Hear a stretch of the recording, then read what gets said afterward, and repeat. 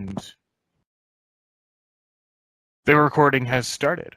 Well, good morning, good evening, and good night, everybody. Welcome to Karate Without Belt.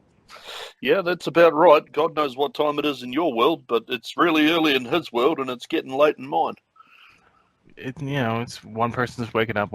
We're both doing this at a time where it's like you just came off of work and dinner. It's going from one day into another where I'm at. So we're recording this at an odd time, an odd hour, because we're both really busy with stuff.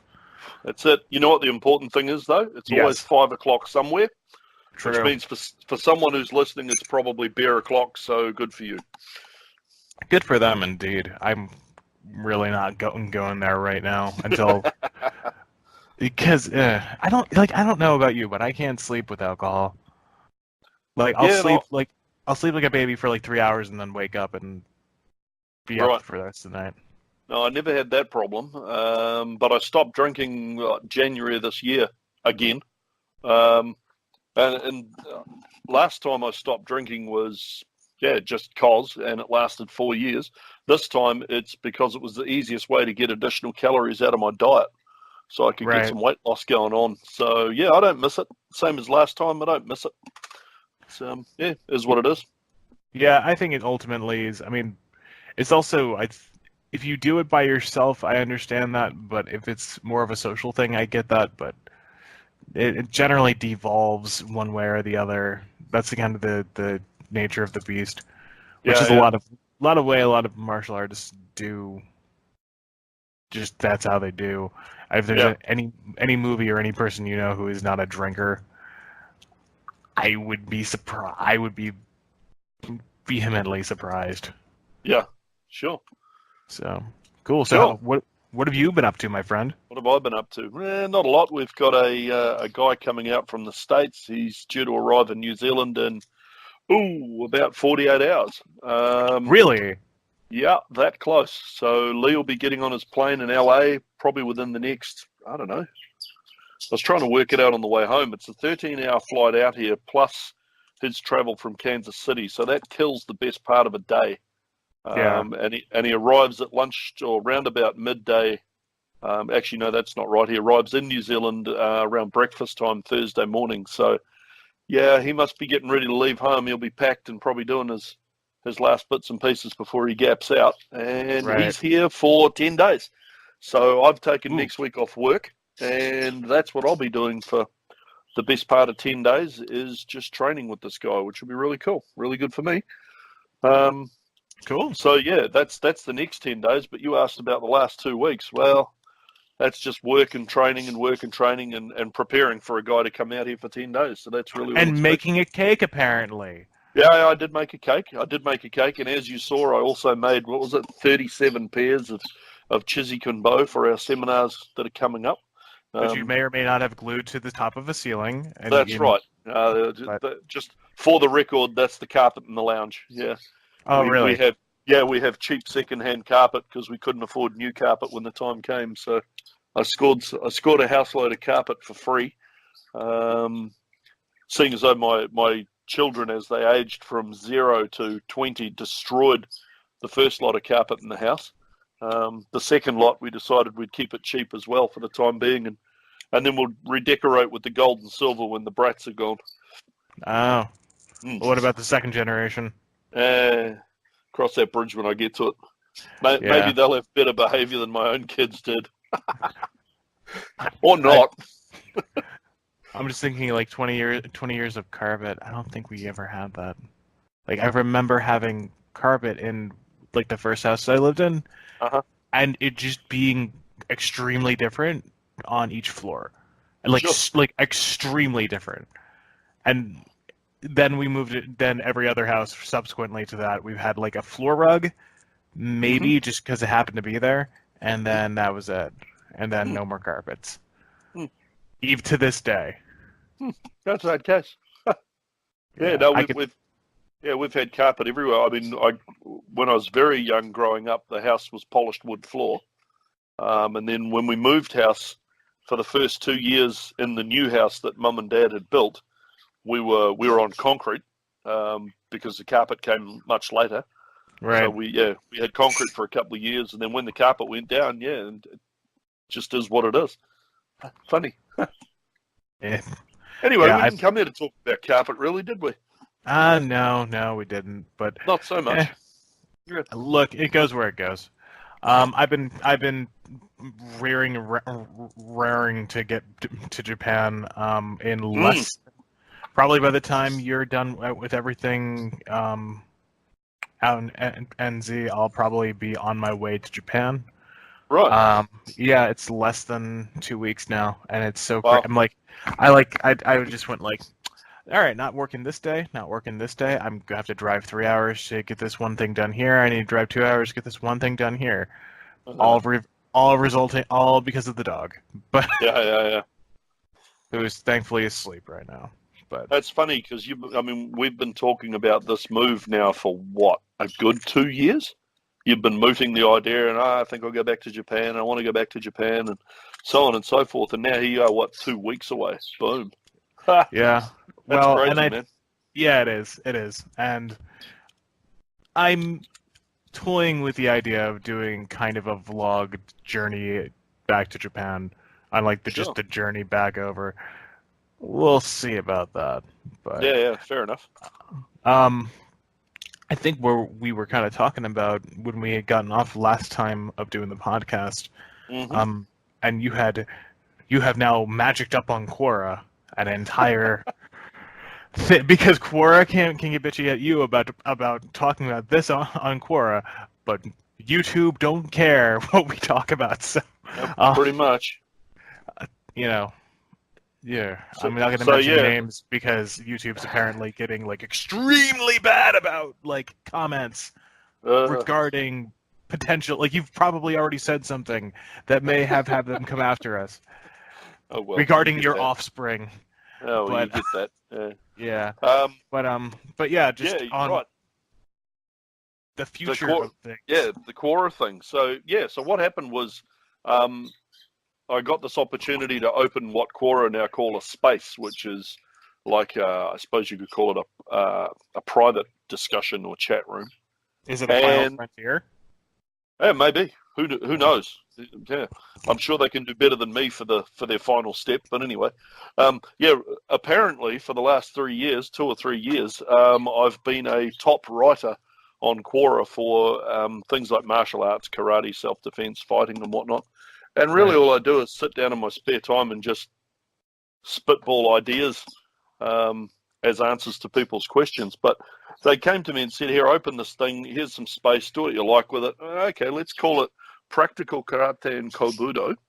And the opening salvo I fired across the bow was, here we are. We're in what I called or what I thought of as the 3rd century of karate. So At least everyone documented. knows. Yeah, exactly. So everyone knows martial arts are hundreds of years old, but if you try to go back past the 1800s, you're not going to find any photos. You're not going to have any film. You'll get rough sketches at best. And to even say that anyone has accurately recorded anything from there, define accurate. I mean, there's going to be an element of inaccuracy no matter how they've done it. So I called that year of the 1800s the 1st century of karate, and then the 1900s, I said, right, that's the 2nd century, and that was when it became a thing. And we saw Bruce Lee, obviously not directly karate related, but we saw Bruce Lee and Chuck Norris and all these other guys, and they made movies, and everybody became famous. And in the later part, or particularly the later part, but the mid and even early 1900s, we're seeing photographic historical photos. We're seeing film. World War II comes along. All these guys from around the world are living in Japan. They're living in Okinawa for periods of time. They're learning, and karate became a thing. And It go popped right out to worldwide. Yeah, absolutely. And you go to the 80s and the 90s, and we had the Karate Kid, and we had karate was the shit. It ruled the roost. It did. And then 2000s came, and it wasn't just the 2000s. This was happening in the late 1990s and things. BJJ and Muay Thai and all these other arts are now they've got the limelight, and in some cases rightfully so through the UFC and things like that. Stuff So that I had been looked at around just as long, by the Yeah. way. Yeah, exactly. It's not much different. It's just that they got the spotlight turned to them. So I'm sitting here going, okay, well the 1900s were the second century of karate, so the 2000s have to be the third century that we have recorded, that we have accurate details for. So what do we need to do to make karate a big thing in the third century and continue the development and the growth of this art so that it doesn't die off somewhere? And that was the question I posed, and we've had some answers and some ideas, and nothing particularly light bulb inspiring, let's say. Yeah. But it's been an interesting discussion all the same, and you and I have had a bit of a yak about it, and I think it poses some thought. What is it that we need to do to keep this thing alive? So that's where it came from anyway. No, that's a great place to get to start from, and I think I would want to kind of like bring it back to like when you say the I don't want to say quote unquote, but the first references of te or ti is it mixed in with whatever was being brought over from China at that time, so we can kind of reference it back there. All right.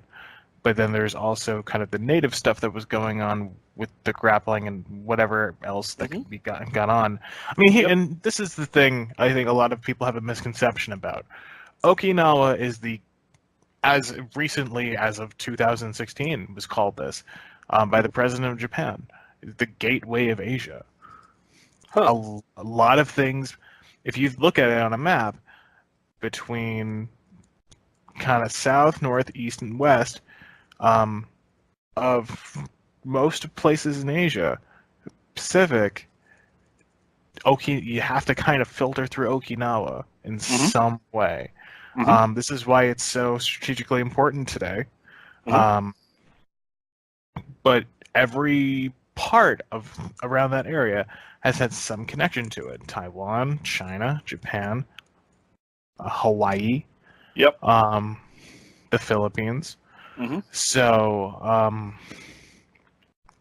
I think that it's important to understand when people, especially and we talked about authenticity and stuff like that, but when people want to say, well, this is the real, true, authentic thing that they came up with in Okinawa, people were coming and going. People were doing what they do with martial arts. They find what works and they use it and they utilize it. Yes, that's right. And I feel like that's kind of misstep in people's thinking, at least from translation, is I think where things started falling off, is where the practical falls off in the second century, so to speak, by the idea of, let's say, Mr. Miyagi, and it kind of goes way too far, like into the fantastic, when in reality, like, there's an old World War II. Pre-World War II, it's like around that time, just when the Japanese Empire was just rising up, and it was just showing. The whole video is like probably not even 15 or 20 minutes long, but it showcases old Okinawa, and one of the things it showcases is just dudes training in karate. And yes, I say dudes because women were excluded from that, rightfully or wrongfully so. I don't know. I would say wrongfully so. But like, you just see dudes just in pants training and doing kata and lifting weights and like just being swole in like 1920. And then flash forward 80 years later, you got dudes selling DVDs with their guts hanging over their belts. Hey, that's me, you know. That's why I'm trying to lose weight, damn it. But no, you're right. I'm making kind of an allusion to something we both know. But Yeah, that's kind of what I mean. Where it's like we've fallen off this weird. It had gone from this thing where people just trained Hmm. to this thing where the guy sitting there knows magic things, and clearly no one was knowing magic things then. Um, if I sound slightly inarticulate, it's because it's a little late, but you can kind of see the picture I'm trying to paint Yeah, here. absolutely. Yeah, it makes That sense. And I mean, that's kind of what I'm saying is, you made reference to a point there about people are standing up saying this is the most authentic, this is the thing, whatever. Yeah, cool. Um, you might be able to take that specific kata, for argument's sake, and you can trace its history back so many years through such and such a written thing. But when did we last see it performed by someone who knew? You're not going to find anyone alive today. I challenge you to find anyone alive today who saw somebody performing, for argument's sake, Pasai in the 1700s or the 1800s. It's not going to happen. So right. is the kata, the Pasai, the applications, the whatever we're teaching today, how close is it to the real thing? And does it actually matter anymore? Are we focusing on how, and again, you and I have had this discussion a lot, are we focusing on I must have the most authentic kata when the reality of it is it's you don't know how authentic the thing actually is. It Well, could I don't. be, go Yeah, on. go ahead. No, I was Go. going to say it could be the third cousin twice removed, not even of the same lineage anymore, and we just call it this thing. We call it Pasai, but it has no connection whatsoever to whatever the original was. How do we know? So the question I was going through for myself is, why should we get hung up on this? Does it matter? Should we care? Or are we better to focus on what we've got today and where we're trying to go with it rather than worrying about the past too much? Well, and I think that is two concerns. I mean, one is obviously it goes into what's true to your lineage, Mm-hmm. and I think the lineage discussion is something completely different. Mm-hmm. So I'm not going to go too far into it right now, but it's Dad did it this way, for Yeah. example. Yep. I'm going to do it the way Dad did it. Mm-hmm. But your son sees you do it, and it's like, is that the way Grandpa really did it? Maybe they have a video of Grandpa. Grandpa wasn't doing it that way. Yeah. There's a debate, right? Yep. And karate's not the only tradition or thing that has a long history that's done this. Uh-huh. Any historical, religious, traditional context might have this, and this is Sure. where you kind of get into people becoming over dogmatic about it. Mm-hmm. But I think you have to work with what you have, but also don't try to get too far away from where your roots are, and Sure. because most likely your roots have more than kind of whatever overspun off ideas. Mm-hmm. You have our lineage definitely does too much with that, Right. right? Um, I don't know if we want to get into specifics or not, but it's stuff that Let's dodge some of that. Yeah. yeah. But then it's like also like I think there's also a matter of like, all right, we have Okinawa. I was talking about specifically Okinawan karate. How many people do Nahachi? Yes. How many people do Sanshin? Right? Those are like the two katas Yes. that one or the other, Absolutely. everyone does, right? It's Yes. some way. How come Uechiru don't look like Gojiru? Yeah. How come Shoenryu ain't looking like Ishinryu? Well, maybe it's kind of branding, one. Yeah, I think. possibly. Maybe they worked out the answer to my question earlier than I have and just decided, who gives a shit? Let's do it our way. Who gives a rat's ass? We're going to do it our way. And Doing it live. We're going to do whatever it happens to. We're just going to make it work our way and not get hung up on the history anymore. And maybe that's the thing. And that led me, I followed that along and go, well, so what is it that we need to achieve? I wouldn't use the word prove, but what are the goals we need to achieve in the 3rd century of karate? And I think if we try and tie back too much to history and aim for the, we look too far behind us and go, what I'm teaching is this. It's what it was back in the 1810, whatever. Yeah, no, probably not.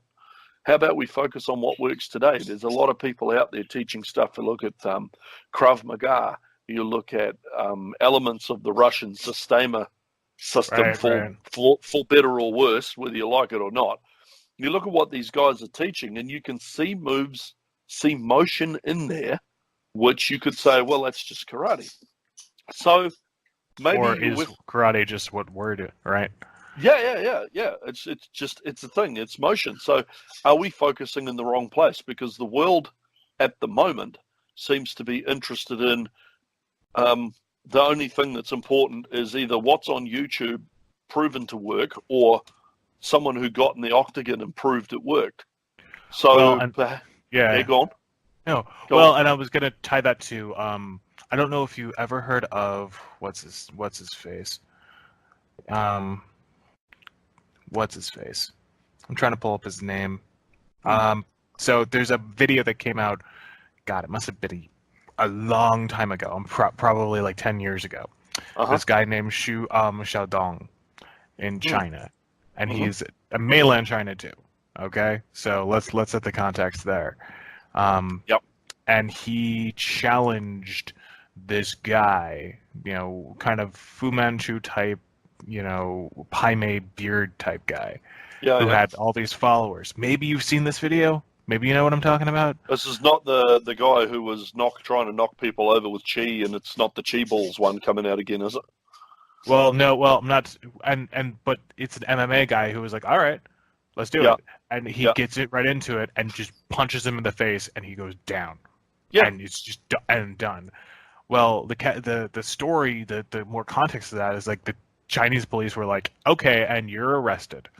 Yeah, well, and that's he's assault. like, it doesn't matter which way you slice it; it's assault. Yeah. Well, and he's still out there today, like basically trying to go out there and dismiss all of the traditional Chinese stuff. Yeah. He's on this like Vice has a really good video on it. Right. It's probably from about 2 years ago, but I think that's kind of exemplary of this discussion, right? Because we have that one people who just they care about getting in the octagon and fighting and beating the crap out of each other, right? Yeah. How long ago was karate like that? Yeah, well, I don't know that answer.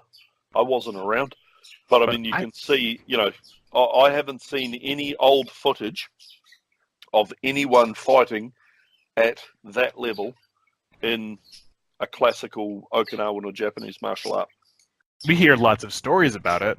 Yes, we've heard a lot of the old, and I'm wondering if those old stories are yarn or not. Yeah, you're right. You do have to wonder. I mean, a few years ago, and I'm pretty sure you were definitely at the same event. We were speaking with a guy who trained in Okinawa with the founder of our lineage, and talking about the Bogu Kumite, the heavy full contact Kumite, and this particular Hanshi he was telling us, I was there, I saw it. Yeah, okay, I'll buy that for what it is. I'll buy that you saw it. I'll buy that. Yeah, someone was sparring heavy hard, and they were hurting each other. That's cool, but again, I still haven't seen it. Which comes back, as much as I hate the saying, if it ain't on YouTube, it ain't real. I hate that saying. Well, if we don't actually have physical evidence of it. Yeah, it doesn't. It rings a certain element of truth. If we can't see it, it isn't real. So, what do we need to do?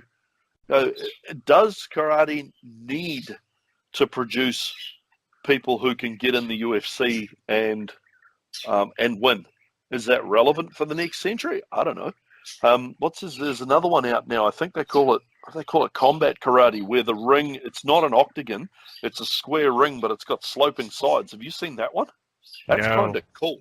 That's kind of cool because they've taken out the ground and pound, in that if the fight goes to the ground, I think they've got 5 seconds or something to sort it out before the ref steps in, breaks, and gets them to stand up again. So for me, that's a lot more interesting. I don't like watching UFC because I don't enjoy watching the ground fighting. respect them and they'd tear me apart if I got in there and tried to do it. But I don't, yeah, I just don't like it. But this other one actually makes some sense. Is that what we need to do? Do we need to take our classic kata, derive the applications from it, and prove that they work in the ring that way? Is that what we need for the next century? I think that to an element, yes. I think there needs to be like and there needs to be some. I've heard again. This is something I've heard happen. I've never seen it, but like people doing essentially jujitsu with tuite or toirite and kata application and stuff like that. Yeah. And I think this is when I hear, like you say, like people worry about like the 1800s. I'm like, I'm more worried about like the 1970s and 80s, because this is when I heard all this stuff happened. Yeah. Okay, why don't we have that around anymore? Why aren't people practicing like that anymore? Yeah, that's right. Why do we have so many people who just don't?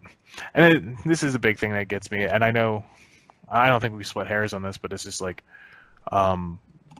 physical fitness needs to kind of be at a forefront with people. You know, why do boxers and MMA people could beat the ever loving heck out of some karateka? Because they don't train. Yes. Because they don't. Right. They just do kata and maybe some calisthenics. Why? Because their teachers only know how to do that. Yeah. Because their teachers probably didn't know how to teach them how to do that. Yeah. The MMA guys. Somewhere there was a disconnect, right? Well, and I think it's this way. Like sport karate people, or sport martial arts people have access to I need to be good at this. How do I get good at this? Strength training, speed training, right? That kind of stuff. Running, like doing all the stuff to get, to physically build yourself. And a lot of what I've heard from our end on the traditional end, it's like, oh yeah, that's it's all good for the ring, but in a real street fight, I'm like, in a real street fight, these guys would have an edge. Like in a real street fight, these guys would be fine. Yeah. I mean, if a knife comes out, it wouldn't be good. But like, it wouldn't be good for you either. Oh, by the way, you're out of shape. Yeah, that's right. Yeah, you need to have enough. There's got to be enough conditioning there to handle the opponent you're up against. So whether you're in the octagon or I've looked it up now. I'm looking at it on YouTube, the karate combat stuff. Whether you're in the sloped ring or the octagon or a real street fight, if you don't have the bottle, you won't get through it. It doesn't matter what. So that's one thing that we definitely have to have. Going into the 3rd century, it's time to have conditioning. And for me, I see I'm terrible. I hate fitness training. I hate strength training. So I say to my students that come into my dojos, like, don't come here to get fit. You're in the wrong place. Go pay a PT to get you fit, but I'll teach you good martial arts. And I was talking with a physiotherapist a couple of weeks ago, and we were discussing exactly this. And he said, well, what you'll find is the professional sports now, they don't focus on getting fit for the sport. They focus on getting fit with the sport or by practicing the sport. Right. And this rolls back to what you were talking about. Go back to the 20s, that old footage, and there's guys lifting chi-chi and throwing Congo Ken around. They're using actual karate training to get strong and fit for doing karate. Right. There's something in that. You don't need to have a specific training program created by a PT or something. You just need to damn well train. And if you do it right, you should get the conditioning as well. Well, and I think, those guys in the 20s didn't have access to all the science and stuff we have today, or of like kind of more optimal ways of doing stuff, right? Like if you train, like if you do the same, it's just a fact. Like everyone's different, but everyone's muscles, endomorphic, whatever. Damn it, Marty, I'm a English teacher, not a doctor. But yeah, exactly. If you work your biceps at really, really hard intensity, even for a moderate period of time, you need that 48-hour period for the muscle tissue to regenerate for optimal growth. So if you're trying to do the same thing 5 days a week with that, Yeah, it's you, going to go you wrong. yeah. So I mean, got to do it the smart way. Yeah, so balance your training. Go to the dojo one day and do some heavy workout, swing some heavy weapons, throw around some concrete on a stick, whatever you got to do, and then the next day go in and work your technique. Do your shadow boxing, if you like, for lack of a better term. Do some shadow boxing, but for God's sakes, especially if you're karate dojo, don't go, yeah, I'm going to shadow box and pull your hands up like a boxer and start moving like a boxer. That's not classical movement. It's not the right movement. And this is one of the things where I think karate is losing it. In this, as we're in this 3rd century, and everyone says, I'm going to do kata. Well, they did this last century as well. I'm going to do my kata, and then I'm going to get in the ring and free spar, and it goes ding ding, and he pulls his hands up and acts like he's some kind of really bad Mike Tyson. Don't right. confuse. If you can't use the stuff that's in your kata to actually fight with, go away and look at it closer, because it will work. If you look hard enough, you'll find the answers. And I think that's where my motivation for what remains of my training life is to take that. I'm getting less and less inspired about looking for answers in other people's studies and training, and more interested in looking for it in my own. Because what I'm seeing is it doesn't matter who you train with, they all pretty much do the same thing anyway. Whether he's good at Silat, or whether he's good in Ryukyu Kempo, or whether he's good in Kung Fu, or he's good in Brazilian Jiu-Jitsu, you can pick out the same moves anywhere. They all do the same shit one way or another. So, yeah, I'm thinking for me that what are we doing in the 3rd century? Right, it's time to make this art effective. Time to prove to people that you don't need to study karate to learn some cool kata and swing bits of stick around, then go study Krav Maga to actually learn how to protect yourself. You don't need that. That confuses me. That confuses me to no end. Like that exact sentiment of just I'm going to learn karate to get a belt. Then I'm going to learn Krav Maga to not get shot by a gun. I don't think so. It's not a bad idea to work with other people and to cross train. Mm-hmm. Like, what was it? We were looking at that guy, Maul, who does his Silat. The Silat guy. Yeah, who looks super like what we do, we do. So close to our lineage, yeah. We're like so close to like just like real karate, what we conceive as real karate technique. And his whole thing's like, it doesn't matter whoever trains with me. I mean, you're gonna find the same stuff. Yeah. And so and his stuff has forms. His stuff has kata.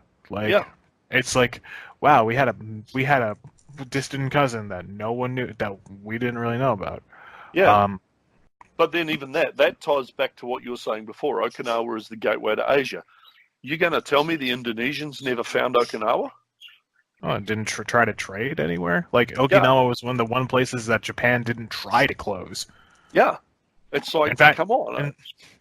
When Perry went to Okinawa first and was like, hey, can we trade with you? And they were like, cool. Then they went up to Japan. He's like, hey, we're going to trade with you. And they're like, no. Then he started shooting. And Okinawa was like, what the fuck? What are you doing? Just take the white people money. Just do it. Yeah. Just do it, guys. It's easy. Well, there's a little more to that than what I just said. Of course, yeah. Yeah. But I mean, like, they're just taking whatever. What I've always found interesting is that with knife never really seems to have come up too much, despite being close to the Philippines. I think it was kind of just more whatever tools were lying around, but like, and especially there's never in all of my studies I've never seen knife really come up. Not like the Philippines, huh? And that was interesting. I asked that question of an instructor I trained under, or you and I both trained under at one point. And it's really interesting. I said, why is that? What about knife? I've done a bit of knife work. What about knife? And the answer I got was, no, the knife was never taught in Okinawa. It was considered a woman's weapon. And at the time I went, oh, okay. And just kind of didn't really give it a hell of a lot of thought. But when you stop and think about that, that's actually a pretty dumb statement. You show me a single culture in the world where a knife a utility knife or whatever the case may be has not been used as a weapon or was considered a girl's weapon? I don't think so. It just doesn't add up when you look at it a bit closer. But That makes it still no doesn't sense. explain what you're talking about. It doesn't explain why a focus on knives isn't in Okinawa. I'm sure there's somebody's probably done some study and has a reason, but yeah, I've never looked into it. I think it's just a matter of like what they're more interested in. Like for example, what karate doesn't really deal with swords. Yeah. Right. But was technically part of Japan, maybe not. I'm not going there. Right now. Maybe that's gonna be our drunk cast. But Yeah. it doesn't cover everything. And to kind of tie it back into the 3rd century of karate, I think it's also time people just say, all right, karate does, and I think people were starting to do this, but doing it in kind of more artificial ways and not doing it in more kind of natural ways that flow into teaching. Yep. Whereas it's like, all right, we have to accept that karate doesn't do X, Y, and Z, and not as a sport, but also as a self-defense thing. Because here's what it is. Yeah, but here's the thing: it's like it's based on different cultures. Japan, as far as I've seen, does not really seem to care too much that karate is not for self-defense. Mm-hmm. Well, certainly not anymore. Okinawa does, Mm. but like in terms of like people who do karate in Japan, I think just most everybody just thinks it's a sport. It's conceived as a sport. It's conceived as what everybody does after school as an after-school activity, and that baffles me. But it's also just all right because kendo isn't seen as self-defense. Judo isn't necessarily seen as self-defense. Yeah. Kyudo isn't exactly seen as self-defense. So it's now would I ever try to go in there and change that mindset? No, but that's how I teach it, and that's what. When I was over there, literally 3 islands above Okinawa, people were like, "What? Really?" And randomly, I ran into a couple guys in a ramen bar, and we got to talking about it. I'm like, "Yeah, old school karate does the joint locks." He's like, "Yeah, it does. We should hang out sometime." Never hung out with those guys again. Yeah. But it just kind of happened that way. So I think there's also a bit of cultural redress that needs to happen. Because I think a lot of people outside of Japan, or outside East Asia to a degree, don't view it like that. Like Tai Chi. Tai Chi is not viewed as a martial art. Tai Chi is viewed as something you do for health. Like Yeah. But yet, like, I remember this summer, right? You were like, well, this thing, whereas, like, what Tai Chi is, that guy's Tai Chi. I'm like, whoa, Marty, you got a lot to say about Tai Chi. Yeah, well, I dabbled for a bit. But yeah, there's a lot of different people teaching different types of Tai Chi. Like you say, there's your tree huggers. All they want to do is move slowly in big flowy silk pants and make the world a better place. Yeah, there's a place for that. And there's people who just practice Tai Chi because they like the form. And then there's the guys that I like to pay a bit of attention to who actually try to make a martial art out of it. Again, maybe Tai Chi's in its, 4th, 5th, whatever century. Maybe it's in a similar place. But, yeah. I think... Yeah, go ahead. No. I was rambling, man. I was rambling. No, you're fine. My mind's kind of like mushy. But I think that's just the thing with karate where it's we kind of accept where the limitations are, and maybe accept just kind of a new understanding of that karate needs to. We're all under the same umbrella. With sports karate. And we were saying this the other day, looking at kind of like stuff people have created. I think that's fine. And I think that's just how anything is going to kind of keep rolling. And it ties it back to your Pasai thing. Yeah, that's where kata came from, right? Someone went, oh, damn, I need to remember this stuff. How am I going to do it? Let's do it like this. That's where all kata came from. And maybe that's something that the 3rd century of karate is all about. is taking a close look, like bunkai applications. We've had this discussion before. Was you can't prove to me that any application anyone can show me. Pick it Shotokan, Goju-Ryu, I don't care. You show me an application and tell me that that's traditional and it's guaranteed authentic. Oh, I want to say that's nice, but I say no. I call bullshit.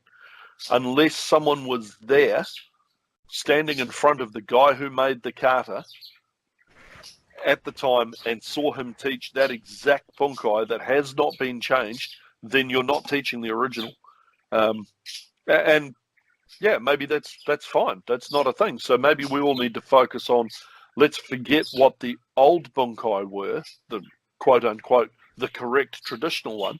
Maybe now's time to work on bunkai that take the skeleton, it takes the core of karate, the original kata, and applies bunkai to it that are effective for today's world, that you could use in an octagon or a sloped ring or whatever you want to call it. And there's some people out there in the world who are doing this, Paul Enfield and various other karate guys out of various parts of the world. There's plenty of them who are teaching these bunkai that are more applicable to real world today, or appear to be more applicable to real world today. Maybe they've got the jump on this. Maybe they've already worked out that this is the 3rd century and it's time to do that stuff. But maybe I don't know. I'm not sure. Well, and here's the thing. Like, I think karate's just gonna There's people who are just gonna kind of stick with what they know. And I think that's perfectly fine, as long as they continue to enliven what they do. That's good. Mm-hmm. This is where I think people kind of get burnt out, is when there's lack of ideas, where there's lack of thought put into what you're doing. Yeah, sure. So I think for example, people, I'm kind of in a weird post-curriculum type stage with my teaching, right? I've got a couple private students, and ever since I've come back to the States with them, I've been like, you know what, we're not good. I was tempted by rank and stuff like that for a while, and jumping in with all that stuff, and late night conversations we had about that. But from a teaching perspective, I never felt freer, because I'm like, all right, let's try this. All right, now let's try to look at the version of this way, right? All right, we're gonna work on this for a while, punching drills. All right, this is how kind of we traditionally punch. All right, this is how you can kind of punch from more of a sparring situation. All right, this is the a couple tricks that a buddy of ours had taught me a long time ago. Good mentor of mine taught me a long time ago. Completely fits in with the kata. Right? Yeah. It's right there in the kata. Works. Huh. Yeah. So I mean, but that's the thing. If people who just stick with that curriculum, you tend to just not have anything more than that. If you're not putting the thought into it, again, because I think that's, if we're using this model of first, second, and third century, in the first go around, it was trying to put it all together. In the second go around, was more formalizing it. Terrible world tragedy happens. Explosion onto the world stage.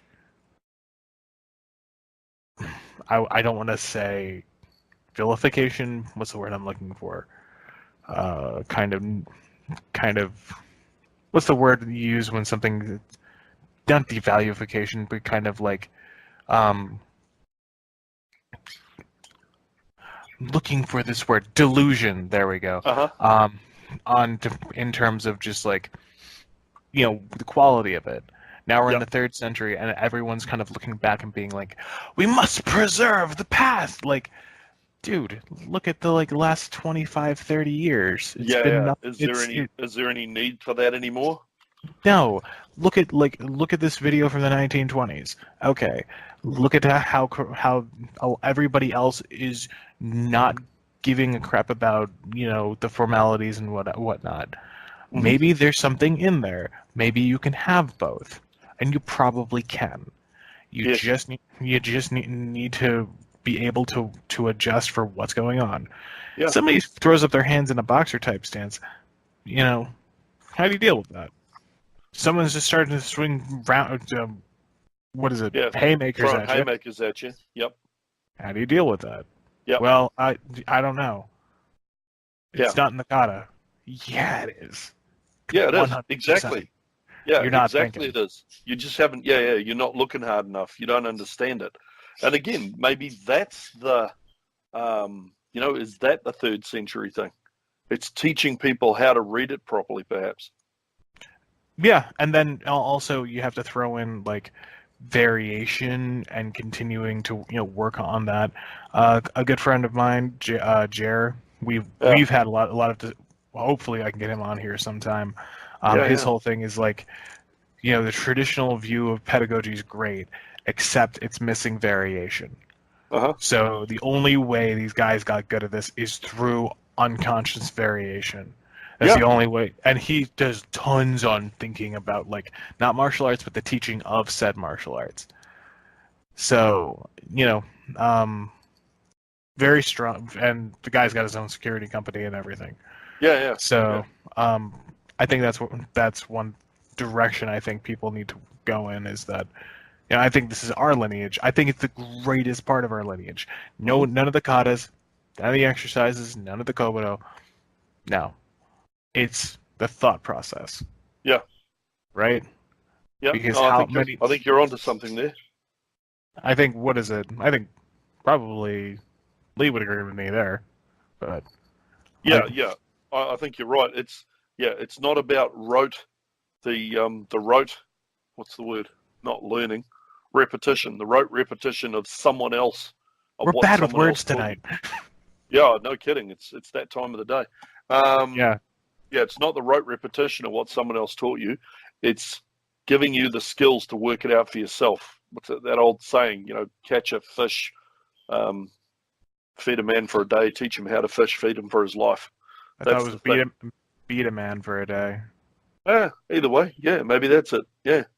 And that maybe that's the 3rd century karate. It is teaching people, hey, what we're looking at here, what everyone thinks this is, it's not. It's time to do what it really is, or we can't even prove that it really ever was this, but this is what we're going to do with it now. I'm going to do this instead. I suppose that this is a really out there analogy, but what if the guy who first created the wheel never intended it to be used the way we use it? What if he just, he said, I'll put this wheel on a spinny thing, and he used it as a lazy Susan on a table to share pieces of chopped up dinosaur with his caveman friends. You get my point? Yeah. What if that was the idea of the wheel, and then some wild ass guy a few years later went, you know what? If I put another one on these on the other end of that stick, and then I tow it down the road, and now we have cars and trains. Maybe karate has to be like that. Maybe whatever it was originally built for, whatever it was meant to be hundreds of years ago, however they used it, forget about it. Now it's time to just do what's applicable today. And I think most of the people who were in that time when creation probably thought that.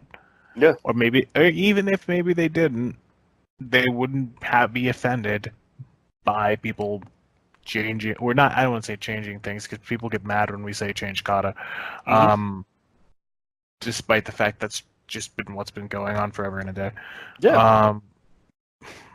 But yeah, I mean, maybe just that, right? That in itself, we assume, or people assume, that you can't change kata, you can't change kata, you can't change kata. What if the guy who created that kata goes, you know what, that really wasn't my best work, and what you've just done to it, that change you made, that's actually really cool. I think that's neat, and he's okay with it. We'll never know. He's Stardust again. Whoever created the kata, he's gone back to the universe. But maybe that's the whole thing. Maybe changing kata is okay if we do it for the right reason. If you do it for an applicable reason. Right. Well, and it's like, what is it? A long conversation with Jimmy Teller 2 weeks ago, and he was that man can definitely break down a motion. Yeah. In ways you like I can't do, because of his experience and stuff like that. I don't necessarily think that everyone can teach that way. And I think that maybe you need to kind of start out in a kind of a different, kind of more basic way. And he does teach like that. But like at an eventual point, you kind of get a more nuance as time goes on. And it also goes into the other thing. There's two, in my opinion, there's two versions of a kata. There is the kata, as people know it, and then your version of a kata. Whatever you do, however you kind of see that, right? It's going to live and die with you because that's your version of the kata. Yep. And same thing with your students. There is the kata and their version of the kata. Might look like your version, but eventually it'll probably become their version. It'll twist and change. Yeah. It'll twist and change. Yeah. There we go. There we go, indeed. Yeah. Anything you want to say in closing up? No, not really. I think I've waffled enough, to be honest. And I'm not even convinced that what we've just talked about for the last hour even makes any sense. But that's okay. Someone will use it as I don't know, some kind of ear torture or something, maybe. Hey, look, if anyone's listening and they happen to be hanging around either Tauranga or Auckland, New Zealand over the next couple of weeks, if you're looking just for happen something to be interesting to do, just happen to be there, you're looking for something interesting to do, do sing out, because we can put you right on in the right place for some really good seminars. So this weekend coming up, March 9, Tauranga at the Martial Arts Academy, we got Lee Richards teaching for all day. We're teaching weapons, we're teaching tuite, we're teaching kata breakdown. It'll be good. And then the following weekend, 16 March in Auckland at the Seishin Ryu Dojo, we'll be pretty much repeating the seminar for the Auckland people who couldn't make it to Tauranga. So, yeah, if anyone's out there listening and, you're really, really keen, then front on down. But if you're listening to this podcast and the seminar's already happened, well, bad luck. You missed out. And it was really cool. Yeah. And maybe if you're listening to this podcast in the past, how are you able to do that? That's right. Yeah. Yeah, we didn't even make it yet. Also sounds like we're doing the same seminar again. I'm just like, what is that, like a seminar theater troupe? No, that's good, man. I like doing the same seminar twice, 7 days apart, because I'll learn more the second time round. Get it more in the head. Yeah.